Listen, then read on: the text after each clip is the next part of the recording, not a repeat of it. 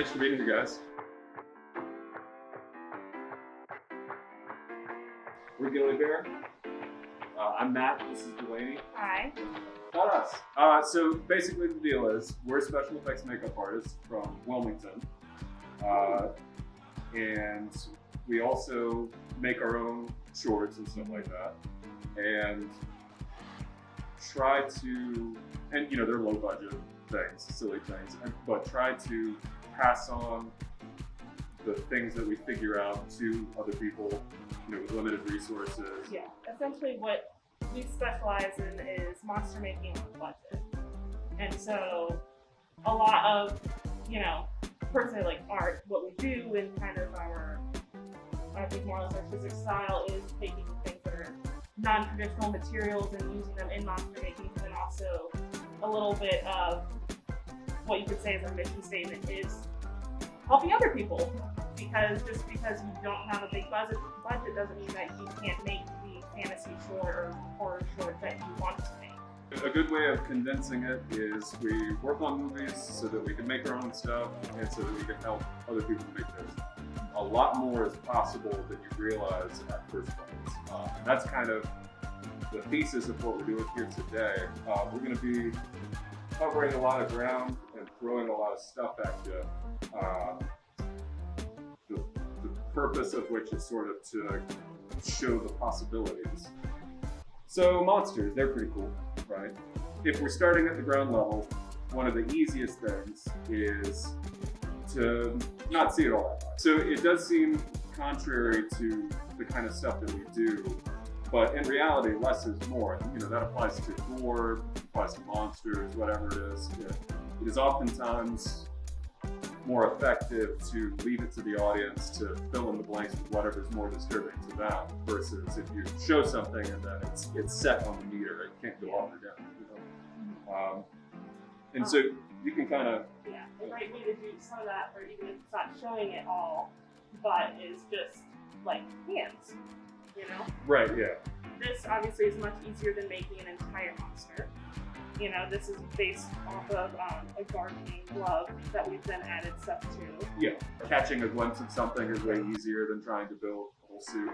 And so we've got an example of like the ultra in this little video that we did.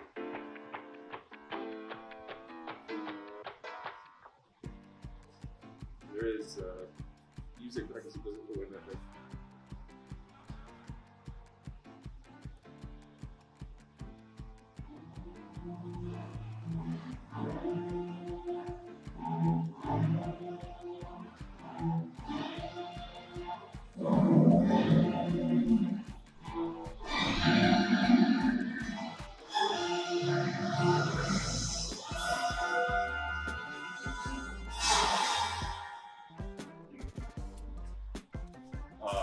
So if we're starting at just sort of the ultra base level, this guy, unfortunately was destroyed a long time ago, but it's really just a piece of foam core board that's cut out in the shape of a sort of saurian reptilian monster thing. Two pieces, there's a screw through the jaw and a rubber band on it so that you can do this. We call him the Crocoloris because he's a Cucaloris croc monster thing. But that's a trip to the Dollar Tree and some careful whip panning, and in that one there actually was a claw that we used too. But you could easily do something like that and add it to the silhouette. The sound adds so much more to making breathing, stomping, the sense of an actual thing, like being in an environment, interacting with it. All of that automatically levels up whatever you're doing, even if it is just that's just kind of grounded. You know what I mean? I think it's nice to simulate things when you can. Like some of we'll dig into these guys more a little bit later. Some of the things that have claws are made with actual hard claws, so that when they interact with stuff, I don't know. I don't think monster would do that necessarily, but I think usually the general goal is anything that you can make real is less that you have to do on the back end of it if it's a simple matter of, sometimes it works with the material, sometimes it doesn't. I think it's always nice to try to catch natural sound rather than doing it in post, and it might not necessarily line up with what you're seeing, you know what I mean? But it depends on what it is too. Like, something like that is, I'm not good with numbers. It's probably pretty heavy, however heavy a big theropod demon dinosaur thing is. So you wouldn't really be able to stomp around like that too much.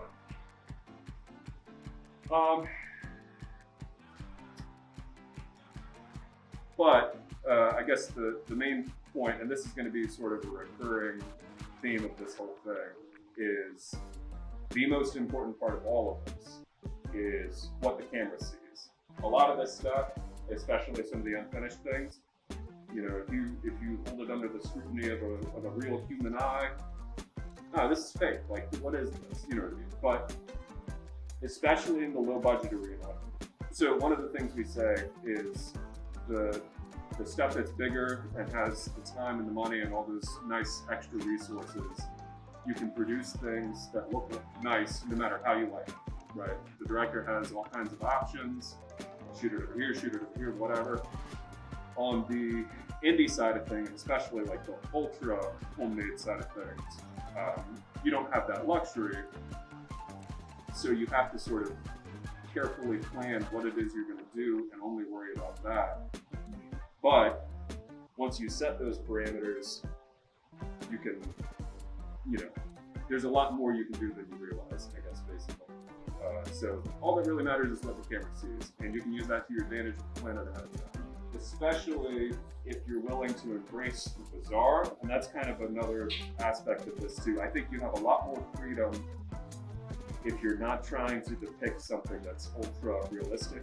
If it's a zany kind of big monster coming at you, there's a lot more forgiveness because the tone that you're setting.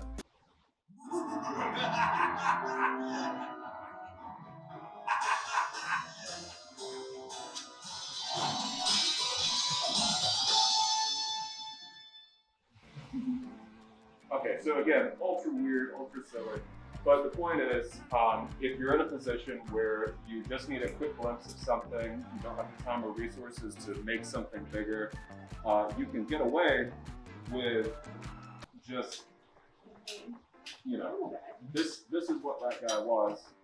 Very, very simple, like just in front of the camera, closer than where he was.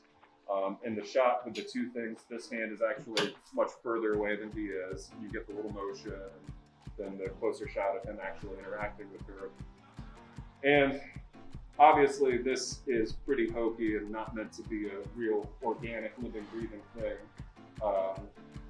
But if you invest in the principle a little bit more, you could, have a different creature design or light it a little better than we did with our Lowe's lights and PVC stands.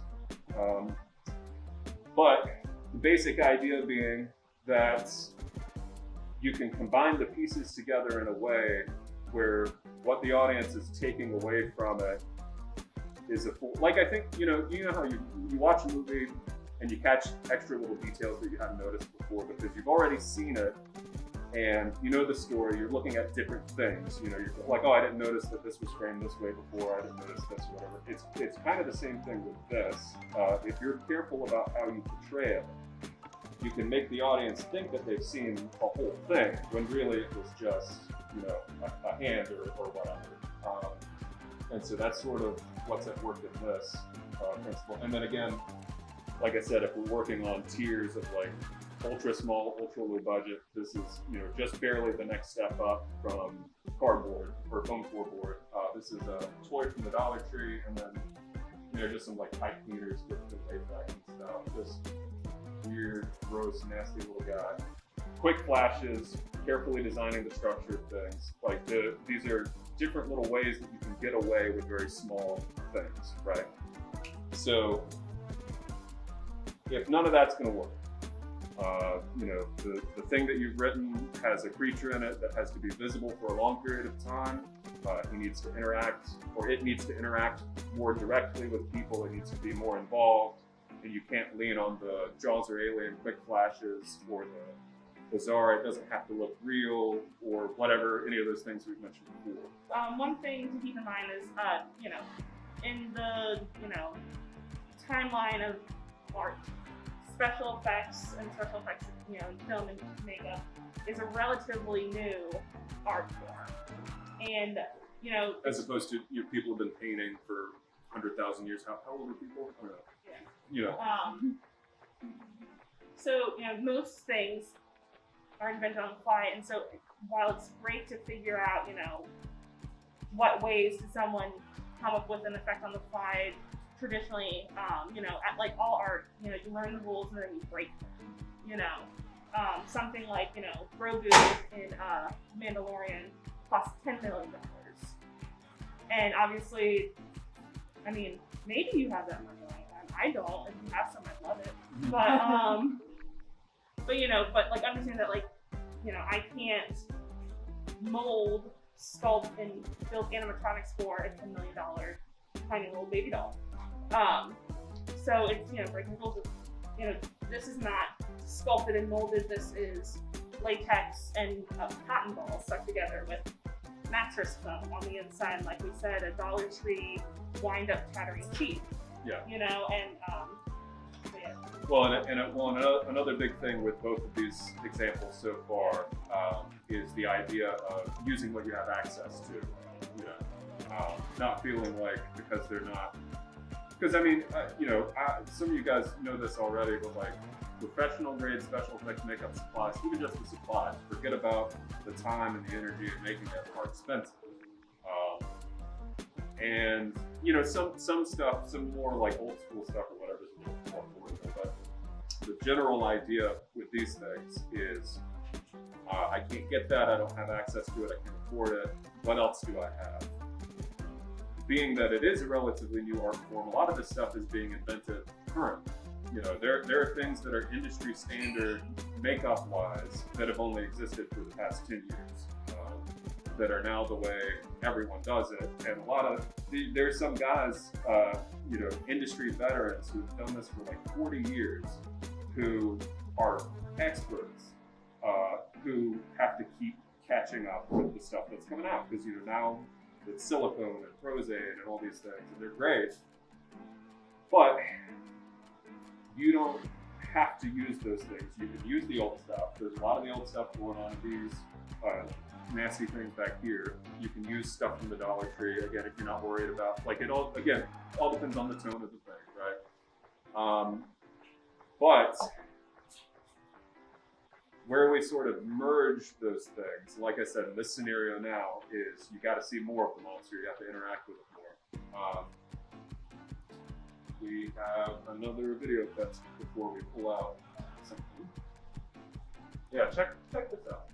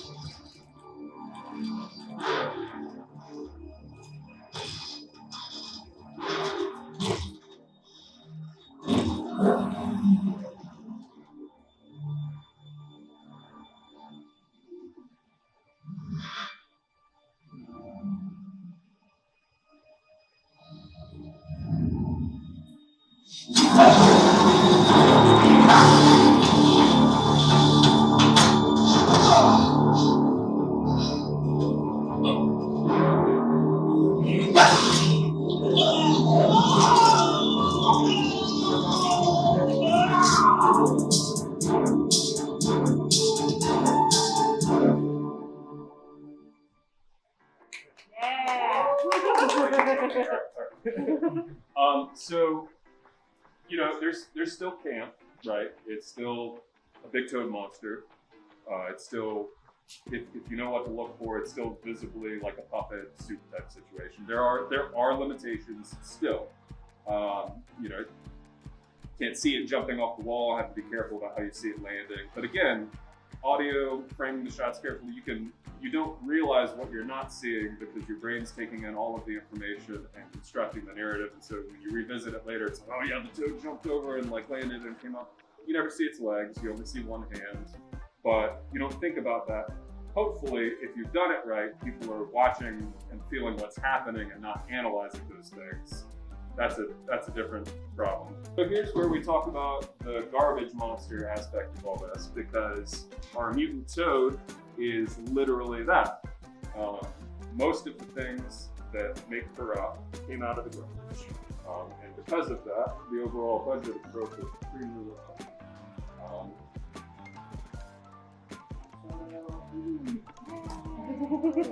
So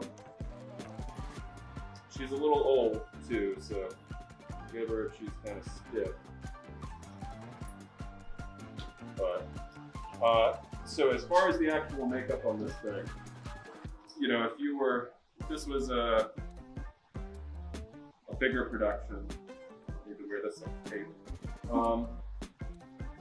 you would be looking at, let's say that this was just some sort of, you know, sculpted thing, foam latex, maybe some animatronic components in it. You know, it would look beautiful, it would look nice, you'd have extra motion that isn't possible with smaller stuff like this, but you'd be around at least, I'd say, $10,000 just for Gear Up. Again, maybe more depending on all the bells and whistles, because that stuff obviously affects the scale of it all. But this one was not $10,000.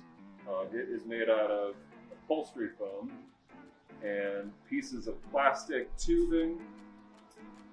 There's a little bit of old fabric in there. You know, some stuff's all sewn together, very cheap thread. And we'll talk about all this stuff. I'm just kind of giving you an overview of it. Her eyes are ping pong balls. And they used to be interchangeable, but I glossed over them with some epoxy to give them a little shiny look or whatever. The teeth are a polymer clay, like Sculpey, you know, again, just like art craft or craft store stuff. And then the outer skin is a lot of cotton and latex. A note about cotton and latex, I think you see it a lot when people are starting off going into special effects for trauma, injury, you know, cuts and that sort of thing. I personally, and we are of the opinion that that is not the way to go when you're doing like a cut or something, because the way, no matter what, you're not going to get the right skin texture, smoothness with latex and cotton. However, all right, when you're fabricating stuff, and here's the distinction for those who don't know. Usually the way it works is that the special effects makeup or the makeup effects is when you're applying something to a person, it's temporary, it's gonna come off at the end of the day. That work of art is over. It's one thing, here it is, we shoot it, and it's done. If you're fabricating something, you're making something that will, It's more on the end of puppet. it'll continue Yeah. to, like, it's a, you know, you fabricate a muscle suit, or you fabricate like a puppet creature head or whatever, you know. I do, like, a lot of that stuff is kind of interchangeable anyway, like colloquial, it's special effects, and you say that and people know what you're referring to, but if you were on a set, it wouldn't be special effects. Those, you know, that's a different department. It would be effects makeup or makeup effects or whatever. This is a tangent, it doesn't matter, get back on course.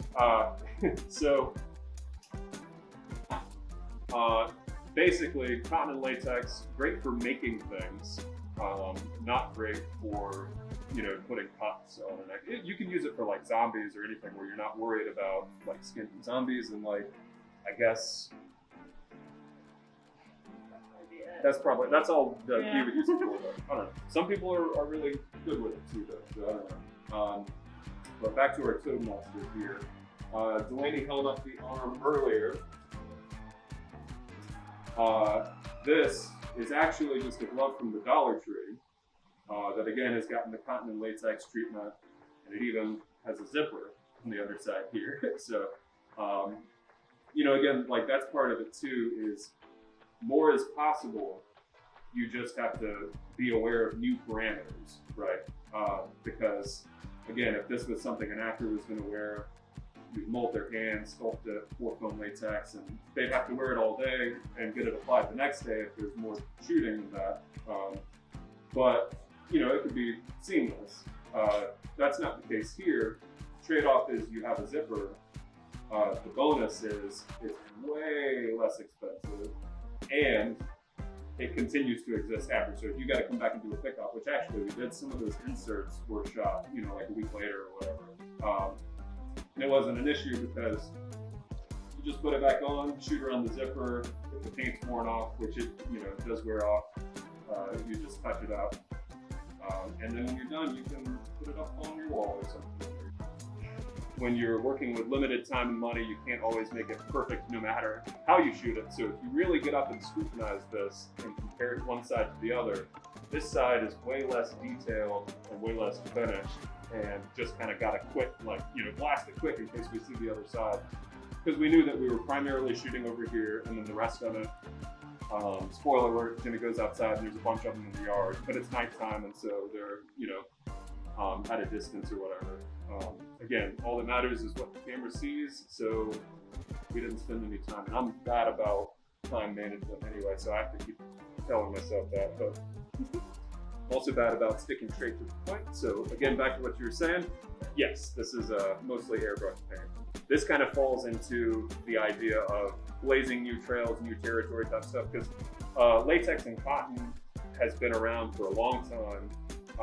But these ways of using it are, I think new things. Someone else might have come up with it, but I've not heard anyone else doing that. But so the first one, which is kind of a standard deal, is simply put the cotton on and put the latex over it, and then you have a few moments to kind of sculpt some of, you can get these big heavy wrinkles in there that way. Just kind of take a sculpting tool or anything sharp and thin, and you'll have, if this is a strip of cotton with a layer of latex over it, you can just kind of lightly pull out those details. You have to be careful when working with the latex in general, because when it starts to dry, it'll stick to itself. So you kind of have to get a sense of when it's going to kick off and then let it go at that point, right? Which is why the other option, which I've preferred lately, and this is a fun new thing. All right, so if you attach the cotton, like if you put a little layer of spray glue over it and then roll out your cotton. Another thing too is, the way that you can most readily find it is in cotton balls, right? You can unroll them, and that sort of naturally has these sort of like fibery looks to them. And that will impact ultimately what the latex looks like, so you have to sort of get a feel for that. But if you spray glue and put the cotton on and cover a large area, you can take, I'm trying to think, I shot some of it on my phone, I don't think we can easily pull that up. So imagine like a little plastic ketchup bottle, right? The Dollar Tree, again, love the Dollar Tree, by the way. A lot of this stuff comes from the Dollar Tree.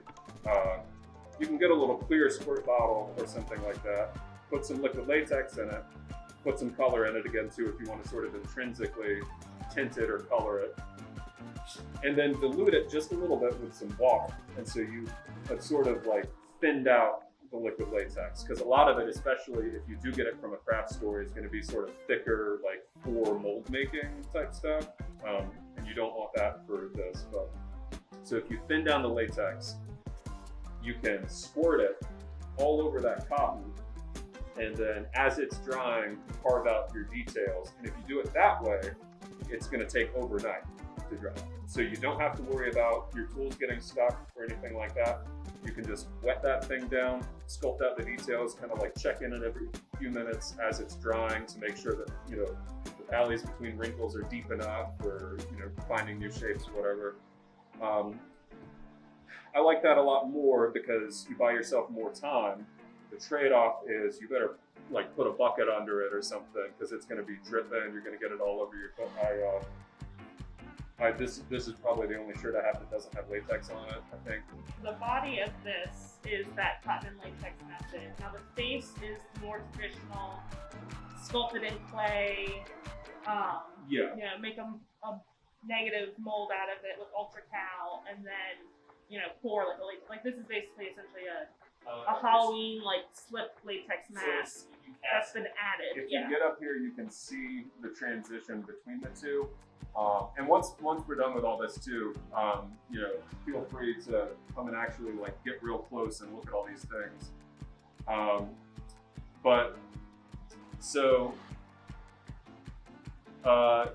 The thing about that mask part of it, which is the snout up here, is while it is slightly more conventional, you also don't have to spend the money to buy the same sort of thing. So like when you make a mold of because this one's actually just plaster, not ultra cal, because we thought that we were only going to need one. But the plaster that they use for mold making, usually on the bigger stuff, called ultra cal. Every time we order it, it's like $100 for 25 pounds of it because you have to pay shipping, and it only comes. There's no place around here that you can just go pick it up. And it gets fine little detail, but you can also just use regular plaster, like the stuff. I think it's usually in the same section as the like liquid latex at different craft stores or whatever. We did that for this one because while there are different little wrinkles and stuff like that, it didn't really matter if it was a perfect capture of every little bit of texture because I don't know. Wasn't worried about it at the time, I guess. And also, again, this is kind of a campy thing. Really, a lot of these shapes aren't perfectly organic anyway. You know what I mean? Like, you don't see stuff with these, like, anyway. So the face is, like, sculpted in clay, but again, not fancy clay, and molded in plaster, but not fancy plaster. Put latex in it for that to get the sturdier one. And part of that, too, is because we needed more control over this to be able to figure out where that jaw hinge was going to be. And that sort of thing can get a little tricky when you try to do it this way, or at least it was at the point in time that this was made. It's a little bit different now. As far as the latex techniques, there's, like I said, just putting it over, and then you can get these, deeper, like, shapes like that or whatever. There's the thing that I was talking about just now, the wet coat. It gives it a rougher texture, but you can work with it longer. Another one, which we used for the tongue. Paint job's a little worn out on this one, but we'll get the idea. So another fun thing that we figured out. So this tongue is a deflated bike tire that's just kind of twisted up real tight. I put a little hook in the end so that we could do that expelling the tongue thing with some fishing line. And then there's a little bit of cotton around there towards the tip to give it that sort of gross, like, amphibian tongue, sort of a grabby look to it. But something interesting that we've discovered over the course of doing this is that if you put liquid latex on something and then either spray it with vinegar or dip it in vinegar, it skins it instantly. And so if you do that, especially in layers, you can get a nice, smooth, even coat. If you don't want something all textured like this. So basically what I did was twisted that up, put the cotton on it, hung this up in the shower, and just sprayed latex on it and then squirted it with vinegar. Letting it kind of drip down into a thing because you don't want latex to go down into your shower drain. Over here some block tube. But then just did a few layers of that and got this nice smooth, it's still lumpy, but it looks like, it's different than if you did it this way. And so really, those are three of the primary techniques that we use for fabricating things with latex. But the list can kind of go on, and that's part of what we were saying again too, is blazing new trails, new art form stuff, because I feel like pretty much anytime we play with something, we figure out a new aspect of it. For example, any of you guys know what nernies are? No? Okay, so they come into play a lot in different horror movies. A nerdy is basically a nasty little piece of latex that's, like they use them for zombie bites. Throw a few little nernies in there to give it kind of a fleshy look. Usually the way you do it is you just dab out some liquid latex in a few layers, let it dry. If you want to kind of distress it a little bit, tear little holes in it, Make all the little dangly bits. Little dangly bits. Yeah. You can put it over stuff for like zombie things. But usually, if you really look at them in detail, there's not a lot of texture because latex dries pretty smooth if it's unaltered or undisturbed or whatever. So aside from the little holes that you rub in it, it's a rubber sheet that has a few little torn things in it. What we figured out recently, and again, like I said at the end, you guys can come and put an eyeball up close on these things. But so if this is a more traditional, again, just kind of a sheet with little holes in it, you can get a lot more texture and nastiness out of it, and more of a like withered skin look. If you sort of combine that with the, let's say, vinegar technology, and we'll actually talk about these things a little bit more when we get into corpse and making body parts and skeletons and stuff like that. But the main thing is with any of this stuff, just play with it. See what different things do. See what different combinations of things do. Because this is fun. So they use this in Species. They use this in Background Aliens and like Men in Black and stuff like that. But you can use plastic bags, fill them with water or air or whatever, and simulate these bigger gelatinous creatures or whatever. And the way that was discovered is because a man who worked at it's Legacy Effects now, but the Stan Winston studio would sneak up into the attic and smoke weed, and he would blow it into a plastic bag so that it wasn't like getting everywhere. And one day he did that, and his fingers got stuck, and he kind of pulled a little strand of it, and he noticed that it kind of looked like a little tendril with the smoke in the bag. If there's anyone in here who is interested in this beyond just a better understanding of stuff like this and how to apply it on a smaller level, if you're like, I want to learn about effect stuff in particular, I want to follow that path, I cannot recommend strongly enough the Stan Winston online classes. So definitely look that up if that's something you're into. So the idea being that these things just kind of happen. A lot of times they happen on accident. The vinegar thing, I don't remember how that even happened, but just it led to the realization that it skins it instantly. So you can make smooth stuff, you can make nernies with texture. We use that on some of the other guys, some of the other things back here. But no matter what you're doing, like, play around with it, right? So another thing about this puppet fabrication, monster hybrid type stuff, which leads me to our next guy, who has been through the ringer. He needs a new paint job. He's a little self-conscious about it, so everyone please be gentle. This is the same stuff, but more of the body of the thing. Yeah. Also campy and silly. Yeah.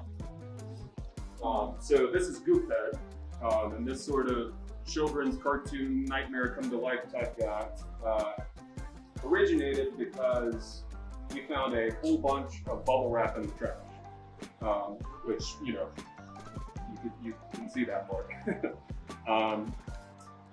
Which I guess we should say a note on sourcing your materials for this stuff. Most of these things, the insulation foam, the plastic, the PVC, literally came out of the garbage. But what I would say about that is Gilly Bear is not endorsing that you dig through your neighbor's garbage. the ideal situation. So I don't want to move them just yet, but Goop Head, if you look behind its pink upholstery foam as opposed to the Mutant Toad's green, this pink stuff.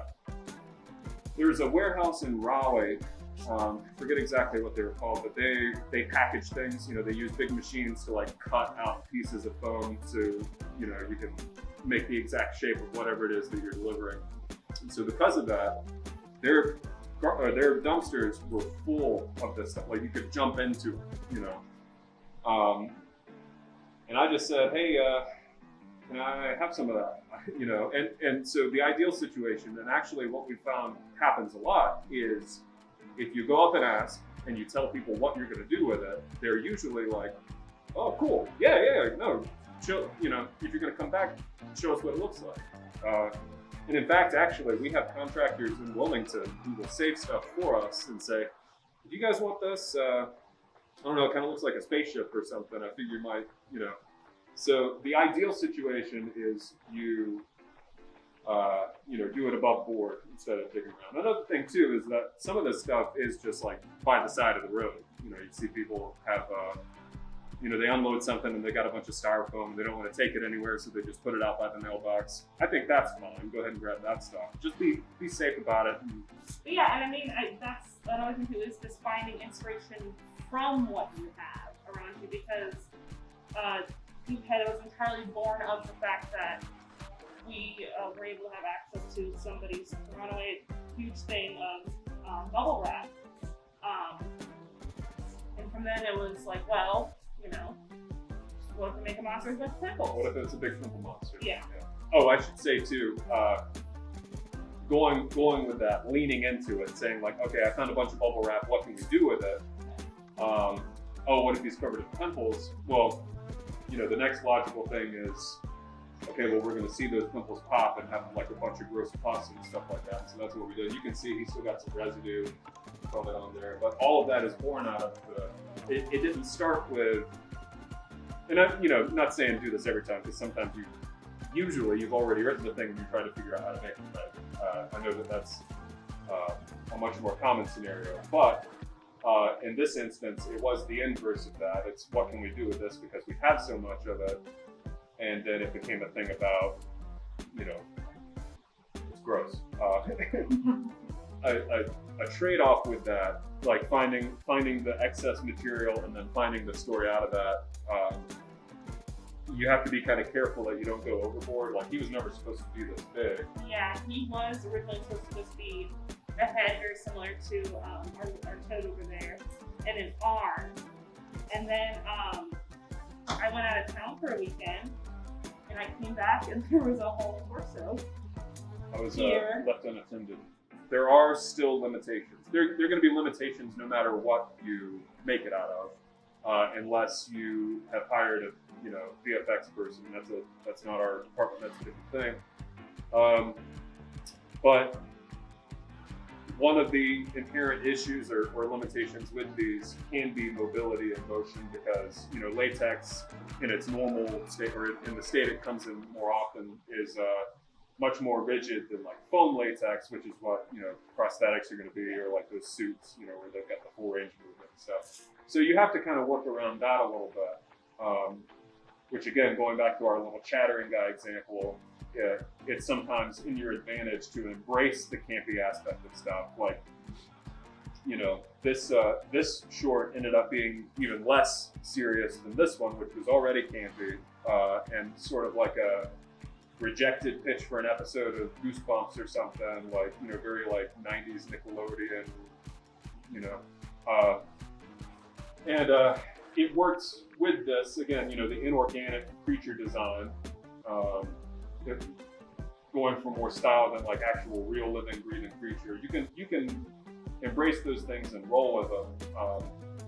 But if you want to be a little bit more particular about it, you just have to put in a little bit more, you know, figuring out how to flare nostrils or put balloons in it so his chest can swell, or, you know, thinking about the way that you shape it so that there is more motion in the jaw or a little bit of motion in the neck.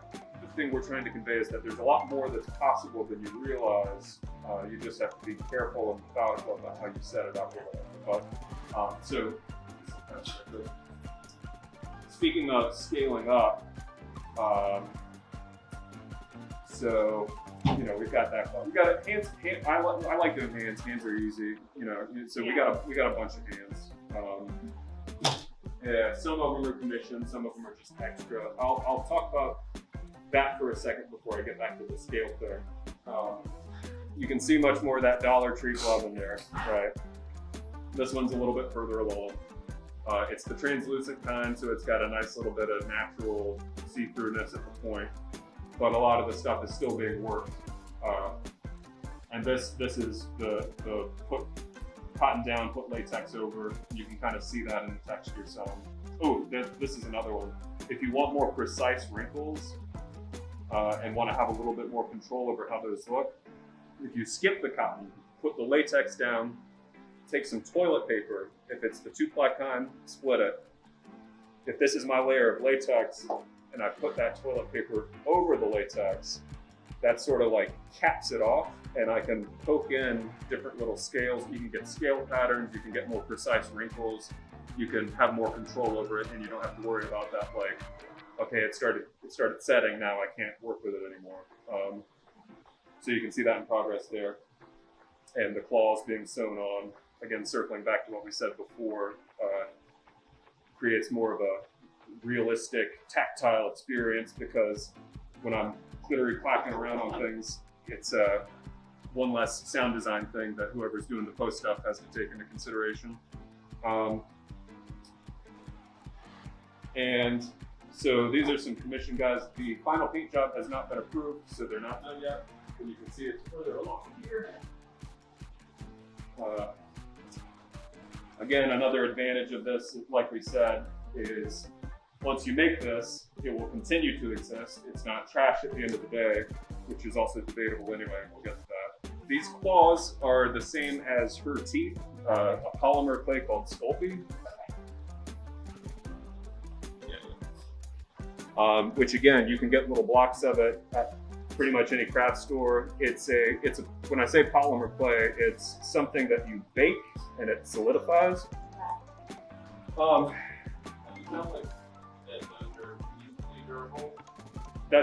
was just about to say that. Yeah. So it depends on the shape, right? You start to push it a little bit when you get precise little points like that.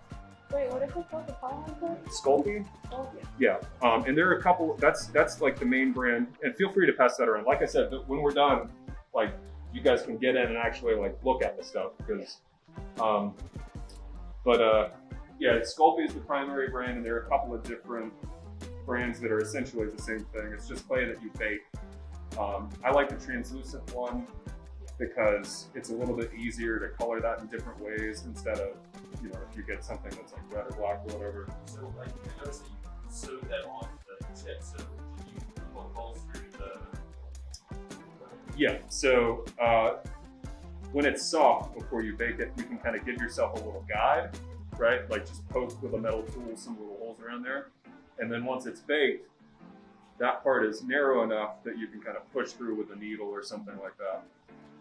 The great thing about this stuff too is that you can file it with a Dremel afterwards. So if you were, you know, maybe not going for this, but more of like a Bigfoot hand or something like that, and you wanted to give it that rough texture of something that's been, you know, getting through in the wild, you can get in there with a Dremel and it'll hold up. And like you can carve in more texture later too. Yeah, to the point we like used to sweat over like really honing these in by hand before you bake them, and then that's a whole headache too, because you know, you might sit it up and then in the pan it drops over, and so we don't even bother with that anymore. Just kind of get the general shape and then file it down once it's done to sort of hone. Yeah. Municipal water. Yeah. I'm gonna take a sip of water real quick. And the reason for sewing them in like that anyway is, so far, I'm sure it exists, but I have not found a glue that will hold Sculpey onto the fabric in a way that's functional, you know? So sewing, while tedious, it is tedious, makes a much sturdier product. You ever thought about operators? The only thing that I would worry about is breaking the thing once it is. But I mean, if it's big, like if it's big enough, then yeah, you know, I think something like that could work. But again, that kind of ties into an overarching theme of this, which is, I don't know. I mean, the only way to know for sure is to give it a shot, because I'm pretty sure no one has tried that before. So, but so same kind of deal, but scale up. Again, not a final paint job, but, and these are a little tight. The guy who is going to use these has got smaller hands than me, but you know. That's pretty decent versatility. Yeah, that is something to be aware of with this kind of stuff in general, is if you know that there are going to be points that are moving a whole lot, I would advise trying to make the design there a little bit thinner. Like you'll see, this one has a little less dense of a latex application around the fingers to keep this. The idea is that these guys will eventually be playing a keyboard for the person who's using them. So we tried to spend some time and make. I still don't know how he's going to do that, but he's a musician. That's for him to figure out. He's a very talented guy, but trying to keep a lot of dexterity in there.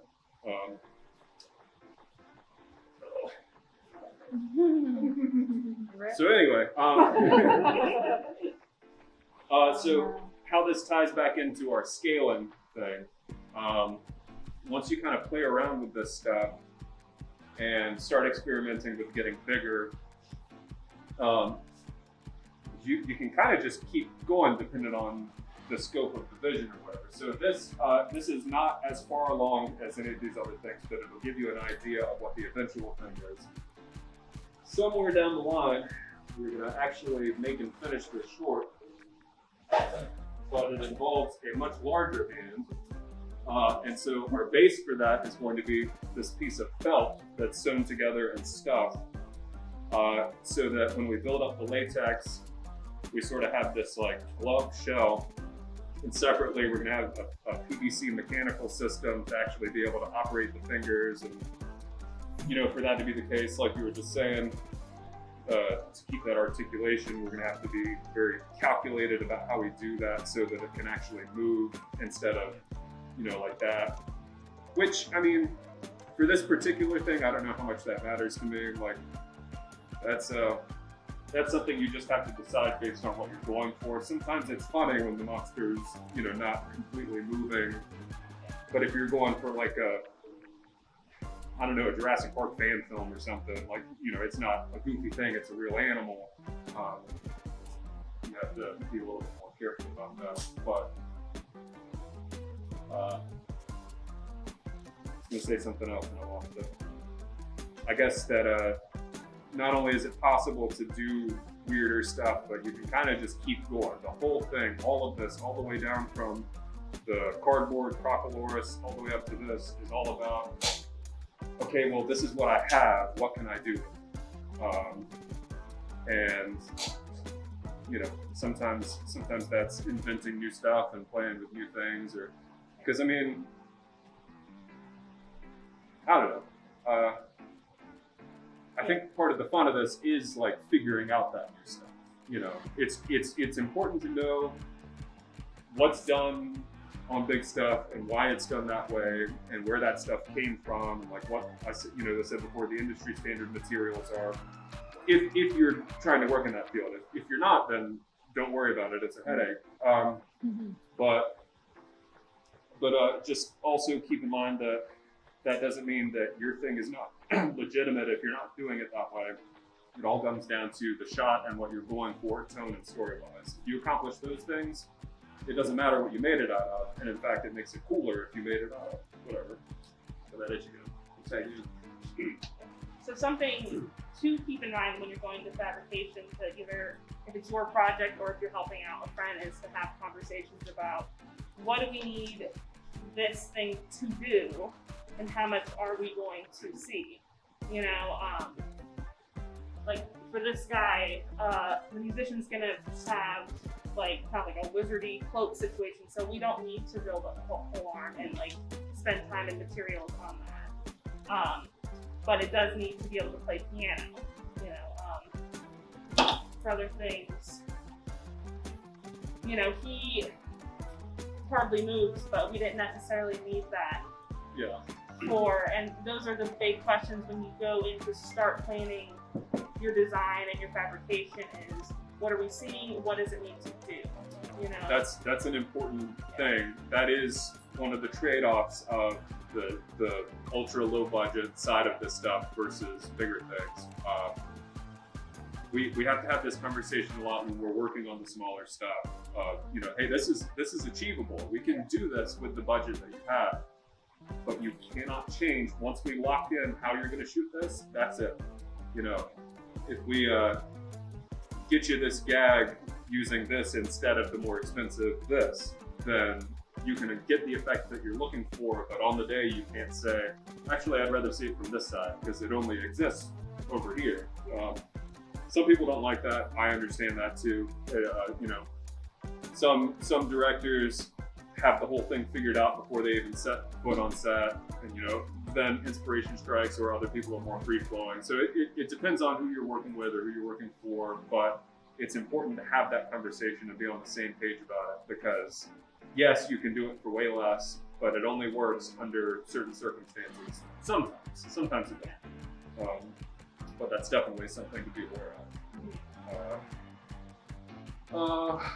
Another thing, so sort of, again, kind of like the face, combining these things is this little worm treat here.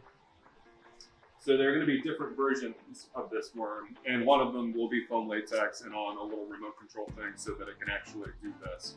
But the one that busts out of a chest is sculpted and molded and poured in a stiffer latex. But if you look on the inside, there's that foam again, you know, and it's got a little tube so that it can spit at you, spit some acid.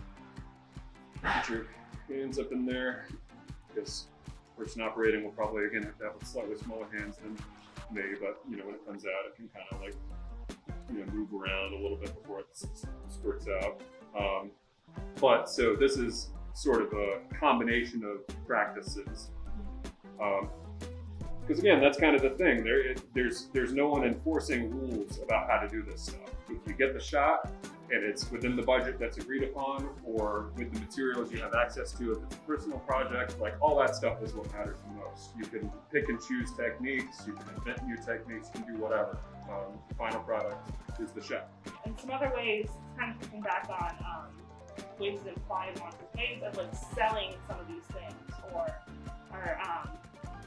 like if your toad is in someone's face, having the air effect of breathing. Oh yeah. Sell a picture. I find a lot of times the best thing is to, if something's not looking quite right, make it wet, make it greasy, because that always gives it that ick factor. Something being shiny helps hide a lot of flaws. So if something doesn't, you don't love the way that something's moving or looking, if you just get it wet and slimy, that helps sell it a lot. If you are going to spend the money to buy something that's more expensive to be used on this stuff, get something called Ultra Slide. I promise you that you have seen it before. Anytime in any movie someone steps down and then they go, oh shit, and lift up, and it's stringy slime. Yeah. It's Ultra Slime. And it's funny too, because they're really proud of it. When you buy one, it's like $60 for a thing like this. But if you flip it over, they've got a list of all the recognizable movies that it's been seen in. Yeah.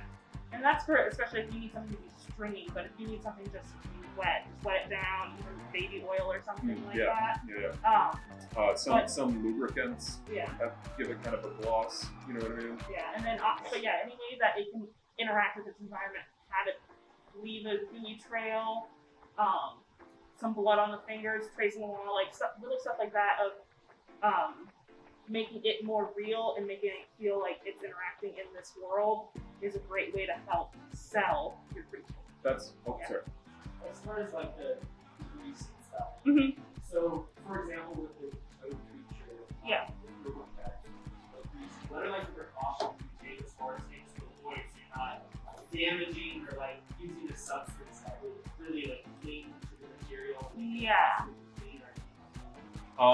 So this one has been sealed with.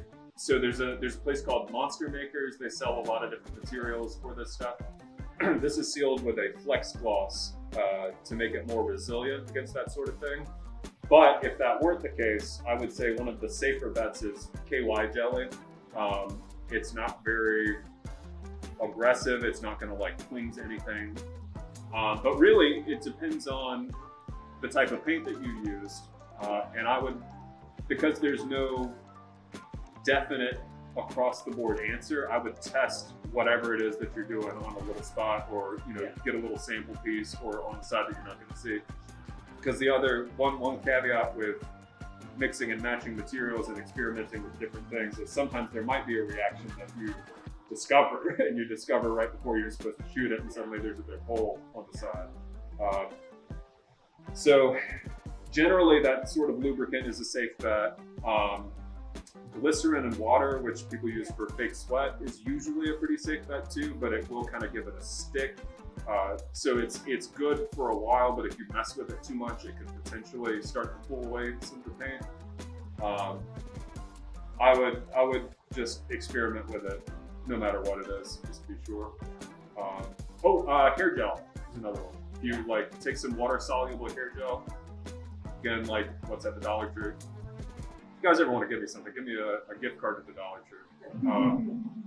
So you can thin that down and get sort of a nice, like slightly thicker, shiny thing to apply. The only trade-off with that one is you'll have to reapply it, because when the hair gel dries, it goes flat. Or at least just spritz it. Yeah. What was Oh, are we done? Are we good? So you feel pretty good about this stuff, monster fabrication things. Again, like I said,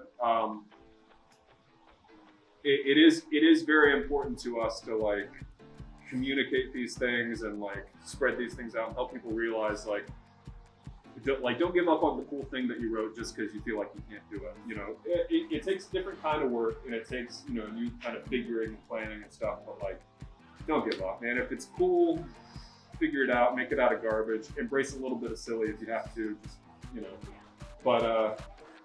But we care about that very much, so feel free to talk to us more, or follow and stay tuned for more specific tutorial videos or whatever.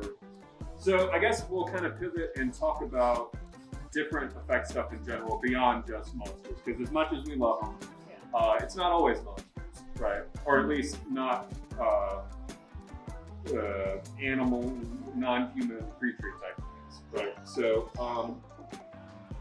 applying these ideas of fabrication and experimentation and all that to, let's go to prop stuff and corpsing first. Halloween's coming up.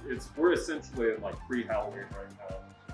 He's doing that. So part of a lot of our prop stuff, and then something else for other creature making, prop, sometimes even you dip toes a little bit of like costuming stuff, is taking something and repurposing it. Like we've got some corpses that are bases from just basic Halloween skeletons, and you're just dressing it up. Think of Michael Myers. Like that mask is, originally a Captain Kirk mask that's been melted down. That's one of the greatest ways to save your time and save your money, is to go look and see something that's already been made and think of a way that, how can I tweak this? If I strip this down and repaint this, or if I cut this up, or if I melt it, or stomp on it and then try to put it back together. Like what cheat codes can I get from that? If it's not, because usually, or maybe not usually, but often there's a specific image of what the thing is that you're going for. If there's not, or you're in a pinch, or you just like the way something else looks, it is a good idea to try to alter something that already exists. And this applies to like what we were talking about with the styrofoam and set fabrication and stuff like that. Is you know, if you find a piece of styrofoam that has all these intricate little shapes in it, that's some percentage of intricate shapes you don't have to sculpt into whatever it is that you're doing. It's funny if you really look, especially in a lot of old sci-fi stuff. But like, oh my God, I swear to God, I'm going to mention the Dollar Tree one more time, and that's it. Like, once you start looking for it, you can see repainted Dollar Tree toys all over Tatooine. Like little baby Anakin's workshop. It's got the weird thing that you like put the ball in and throw it. You know, and that's the case with a lot of stuff, because sometimes even on things that do have a budget, there's not enough of a budget to make all these different bizarre locales and Or wanting to expel the time or the effort. yeah. So you know, you see a lot of toys, a lot of styrofoam shapes, a lot of like, wait a minute, that kind of looks like the packaging of like a tool or something, you know. But you don't think about it unless you're looking for it. But so speaking of repurposing things and Halloween, we're going to talk a little bit about corpsing, which is making a corpse, especially on this indie low budget level, and especially with things like TikTok and Pinterest and all that. Keep a finger on the pulse of what people in different communities are doing, like cosplayers or haunters, the guys who, you know, work at like scary attractions and stuff like that.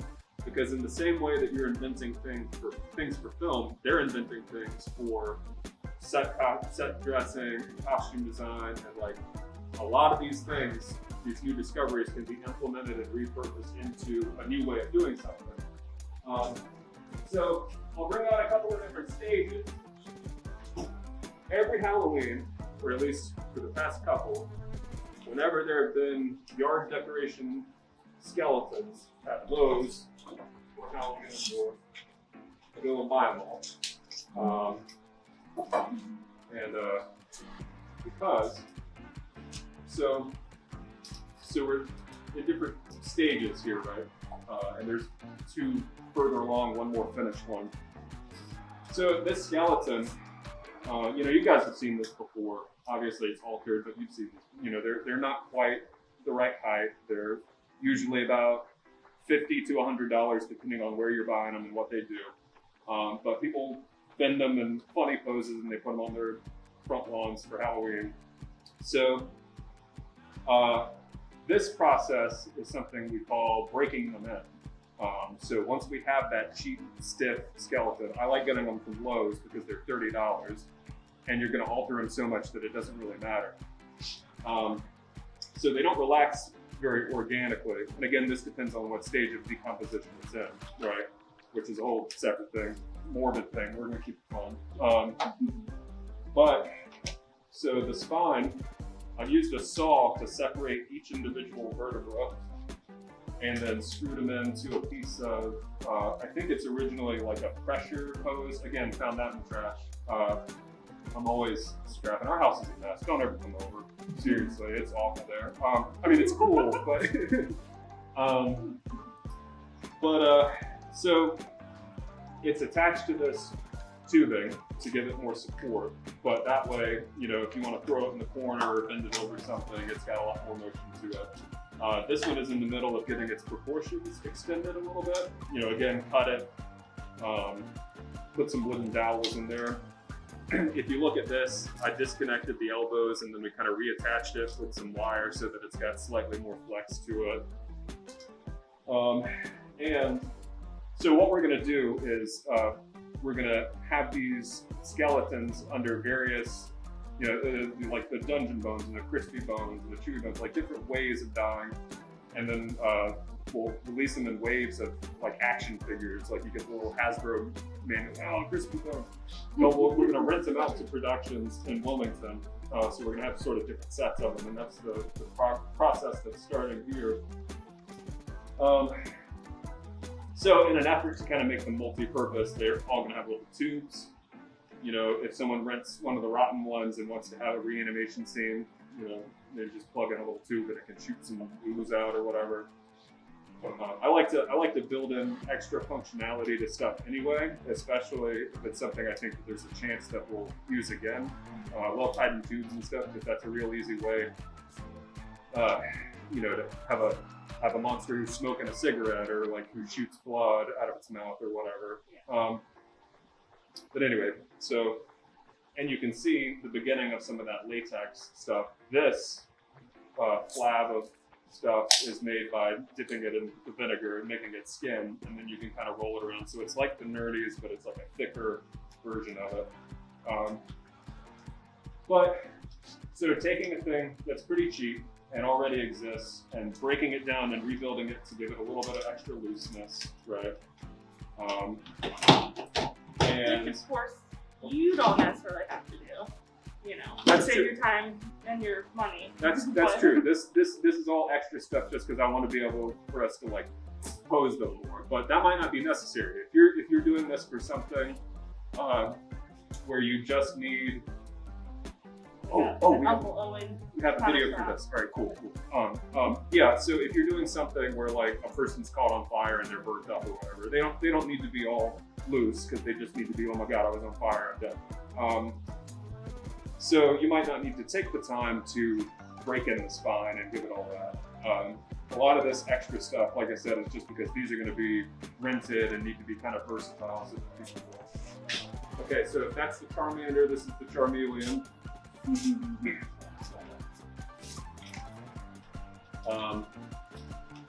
So again, we're starting to work in more. We had to take them apart for something, but you can see those joints have been extended some, or those bones have been extended. It's pretty easy to get the femurs and stuff, the appendages the right length.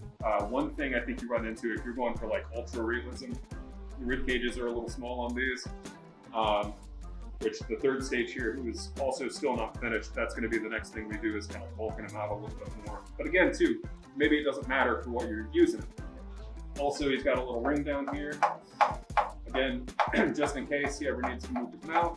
I know the placement on that is kind of weird, but I just wanted a shot. And you can see his head's still split open.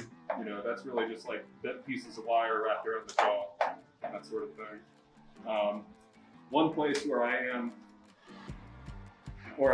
think it's okay for us to invest a little bit more in these is this epoxy sculpting, or this epoxy clay stuff that's on the face, because it's giving it a lot more detail and making it look more like bone.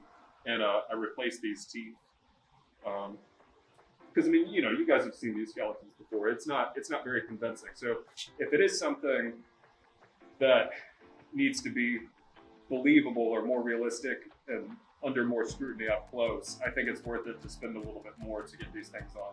Now, obviously, you can just get a nicer skeleton, which is something that you could. I think you could get something called like a Bucky skeleton for about $80, maybe. But it's easier to start at 30 and work up than it is to start at 80 and work up. Again, it all just depends on what you're going for. Let's see what else. Oh, and yeah, this is like insulation foam, like people use in construction, just to kind of give it a little bit more meat. As it develops, we'll start like putting layers of plastic wrap and latex over it to kind of give it some skin, which brings us to our Charizard over here. So again, this guy isn't done either. I want him to be perfect, so there's still, the rib cage and more layers, more paint, but you can get more of an idea of where this is going, right? And again, he's got the jaw. He's got a tube, so he can spit if he needs to. Most of all this is old grocery bags too. Yeah. That have been wrapped around, and then you get like a gun and melt it, and then you can get that leathery flesh kind of thing. Again, he's broken down. He's got some gross rotten skin going on. He looks better up top than he does down below because usually you're going to be seeing this more often than you're like insert close-up shot skeleton toes or whatever. I'm gonna kind of hold him out of the projector light so you can. But completely loose, so you can pose them in various different ways. Again, like I said, still got to tweak the proportions a little bit, but and also fill in some of these spots where the plastic bone is showing. But you know, toss that guy on the ground and dress him up however you want. You could eventually have something pretty convincing. And like I said too, we're gonna have a lot of different versions of these. I think it was 2 years ago maybe. We made one like this that was much, I love the campy stuff because it's a little bit easier too, but also it's kind of fun and silly. So this one was more campy than this. You know, the guy still had a cartoony expression on his face and everything, but it's for a music video based on BioShock, and a splicer, some of the antagonists in the game, gets blown up by a grenade and he's like cooked alive. It's the same sort of thing as this, but we put little tubes in there and attached it to a fog machine. I believe the next slide is a video of that. I mean the next. So this is just kind of a time-lapse deal. This is the thinned down liquid latex.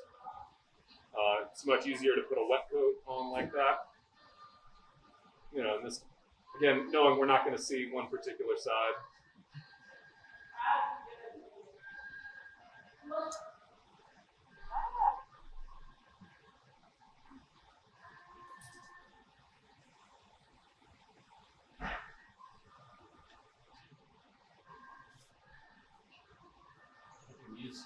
Yeah.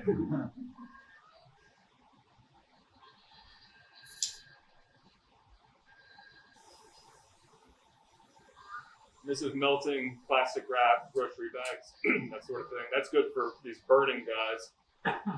You know, and this is tubes in it, so he's freshly smoking. The final thing ended up being a little more charred. You know, some of it's actually physically burned. Other parts of it are done with black. Ultimately, it didn't matter because we brought it out on set and they blasted it with a red light and you lost every bit of the detail in it, which is why I'm showing you the behind the scenes stuff instead of the actual thing, which again is a conversation to have with your director of DP and stuff. Another great example in this too, Reduce, Reuse, Recycle. His face is, he had a facial appliance for the actor and he used one in a makeup test. And so to help bridge the gap between skeleton and what the actor actually looked like is he reused the foam latex appliance from his makeup test and put it on the skeleton to help sell that it's the same person body. Yeah, because you know, when you're using a foam latex piece, with very rare exceptions, usually it's garbage after. You take it off, the edges are damaged. That's it. It's all sweaty. You know, the actor's been wearing it. It's going to be hard to apply. Yeah. So usually they go straight in the trash. But when possible, we try to repurpose them, as is the case with this. You know, after the makeup test. So, I mean, this was like it's foam latex appliance. It's nice. You know, this is a great way to connect it to the person that we just saw. Now we're seeing that same face, but obliterated and smoking. That same sort of thing, actually. Let's see. I think we're covered on these guys. Yeah. You know, you can, and again, this is space for experimentation. We've got ones called that we're calling the chewy bones. Trying to give them cute little names. You know what I mean? But it's you imagine if you had a bunch of chicken wings and you didn't quite eat all of it. That's what this. You know, the skeleton still got like gristle on it. Something freshly eaten or carved up, very gross. Actually, one of my posts on Instagram, if you want to check it out, apologizes to all the food delivery people who delivered to us while we were making those outside, because it was horrific. Anyway, the point is there's a lot of range with this too. You know, using different things to put meat on the bones, using different things to put skin over it. We have kind of a combination of like nicer materials mixed in with, you know, latex and foam and different little parts. It all depends on what you're going for, and it kind of can be whatever because things look a lot different depending under the circumstances that they've died. You know, so you got anything else for skeleton stuff? Well, it wasn't one of these heads, but we purchased a different skeleton head, and one thing we were able to do is make reproductions. So instead of having to spend the money on either sculpting and casting and reproducing ourselves, or purchasing straight a bunch of skeletons, a bunch of skulls, you're able to take milk jugs and you kind of push it up against. I forgot we have those. Yeah. So, and again, this too works with recycling, right? Now the trade-off is I wouldn't use these for close-up stuff. This is, think Aragorn, Legolas, and Gimli in the Halls of the Dead, walls and skulls coming down, or like a bunch of stuff in a crypt or whatever. If you take a good epoxy skull or a resin skull and a heat gun, you can melt plastic jugs. These are water gallon jugs. You can melt a bunch of these around that. I'm blanking on who. We saw this from someone on YouTube and then applied a few more things to it, like using sculpting tools while it is still hot to kind of redirect things some. Yeah. But if you do that, you can splash a little bit of paint on there real quick. There should be one more in there. And they, again, like I said, this is at a distance or carefully lit or whatever. Again, final product, all that matters is what the camera sees. You can light these in a way that's very convincing. I would not feature them up close. But because of how easy it is to do that, it's 3 ingredients. One of them's optional for the shape of it all. Well, if you count the heat gun as 3 ingredients and a tool in the sculpture. You get the idea. But you could very easily mass produce these and have buckets of them, for decorating your house on Halloween, or virtually anything that keeps them out of the landfill or whatever, is a nice thing. But if you take a bunch of these and you have a nice one that's dressed up, either that you've made and sculpted yourself to have more control over it, or you splurged for one of the nicer skulls and dressed that one up, you sit one of those guys in front, or maybe 2, and you have a very convincing set of, because so much of this is magic tricks and misdirection and like convincing people that they've seen something that they didn't really see. This is a great example of that sort of trickery or whatever. One of the things about us that makes it a little bit different as far as working on special effects things or whatever is because we are also making our own little low budget stuff, often as sort of a demo of what people can do. We are incentivized to try to save as much as possible. So we always try to use every part of the buffalo and keep the scraps from whatever job we're on, because it's something that we can repurpose. So in the next video is an example of that.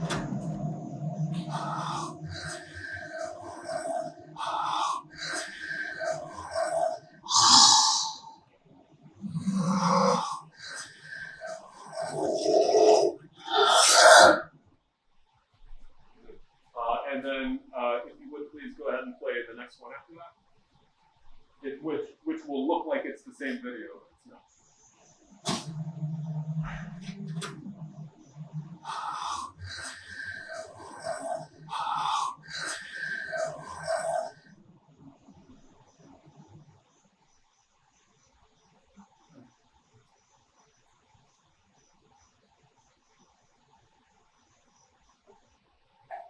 The cut in that initial thing's not very convincing, but again, this is just test footage. So,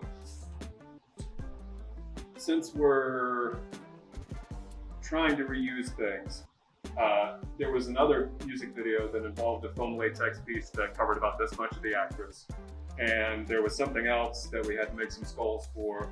We kept both of those things instead of putting them in the trash, which, it's a part of our agreement. People know that when they hire us, that we're scrappy little drunkers. But combining those two things resulted in this guy, who allows you to, so makeup is always additive, it's never subtractive unless you do some kind of digital enhancement. So there's no way that you delete an actor's eyes without extending the face or digitally deleting them, unless it's a puppet head, and then, a more convincing shot transition and a better setup can sell you on the idea that this guy you're seeing walking around actually is this thing.